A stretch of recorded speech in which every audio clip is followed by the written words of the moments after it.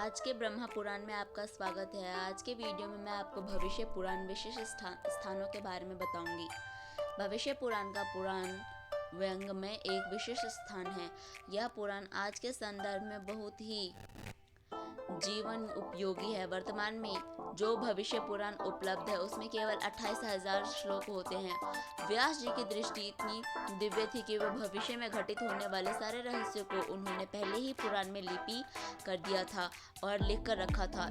इस पुराण में नंदवंश, मौर्य वंश, बाबर, हुमायूं, तैमूर, शिवाजी, महादेव जी, सिंधिया आदि का भी वर्णन व्यास जी ने पहले ही इस पुराण में कर दिया है। इस पुराण में महारानी विक्टोरिया की 1857 में भारत साम्राज्ञी बनने का भी वर्णन है तथा यह भी बताया गया है कि अंग्रेजी यहाँ की प्रमुख भाषा होगी और यही हुआ और संस्कृत प्राय लुप्त हो जाएगी। और इसी प्रकार आज हम देख सकते हैं कि संस्कृत मोस्ट ऑफ गायब है। यहाँ पे हम संस्कृत भाषा का ही उपयोग नहीं कर रहे हैं। हम सिर्फ मंत्रों का उच्चारण के लिए संस्कृत भाषा का उपयोग कर रहे हैं। हम चाहते हैं बहुत अच्छी इंग्लिश सीख जाए और उसी के पीछे पागल होते जा रहे हैं एवं हम अपनी मातृभाषा को भी छोड़ते जा रहे हैं।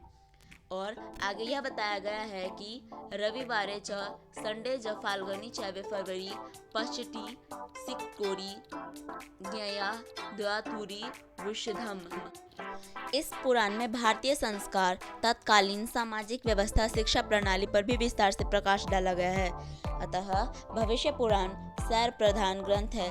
सूर्य समापन एवं उसके महत्व का जैसे वर्णन भविष्य पुराण में आता है वैसे ही कहीं भी नहीं है।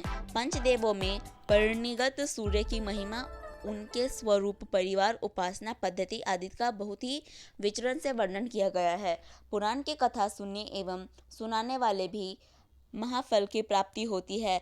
एक बार कुमार कार्तिकेय भगवान सूर्य के दर्शन के लिए गए। उन्होंने बड़ी श्रद्धा से उनका पूजन किया। फिर भगवान सूर्य की आज्ञा से वे वहीं बैठ गए।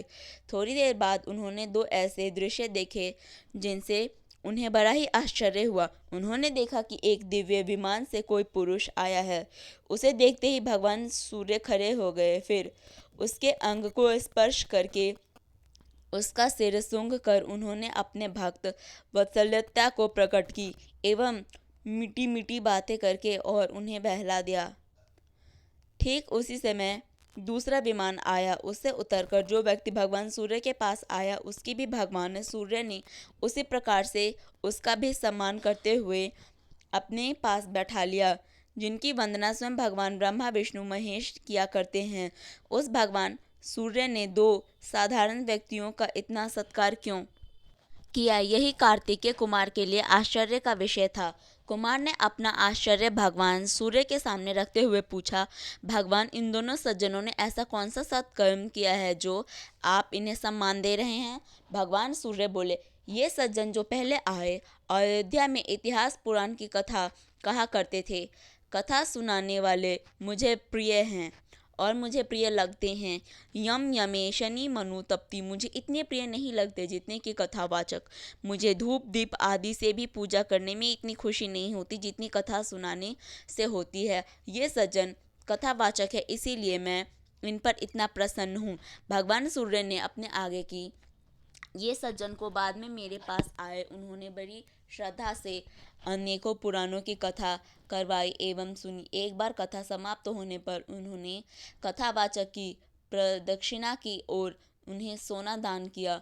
उन्होंने कथावाचक का सम्मान करते हुए श्रद्धापूर्वक कथा सुनी, इसीलिए मेरी प्रीति इन पर बहुत बढ़ गई है।